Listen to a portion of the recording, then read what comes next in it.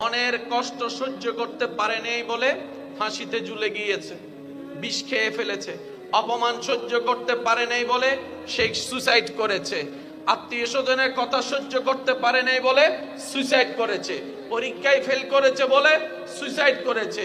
কোন প্রিয় মানুষের থেকে আঘাত পাওয়ার কারণে সহ্য করতে না পেরে সুসাইড করে। আঘাতটা কোথায় লাগে? কানে, পেটে, হাঁটুতে নাকি?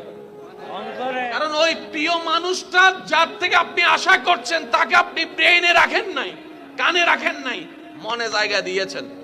ওই মানুষটা কষ্ট দেওয়ার কারণে আপনার মনে আঘাত লেগেছে, আপনার মন ভেঙেছে, আপনি ডিপ্রেশনে চলে গেছেন, কষ্টে চলে গেছেন, আপনি আস্তে আস্তে সুইসাইডের দিকে চলে গিয়েছেন। রব বলে যে এইবার বুঝতে পেরেছো কেন আমি তোমাদেরকে বলেছিলাম মনটা আমার নামে দিয়ে দাও? আরেকটু জোরে বলেন।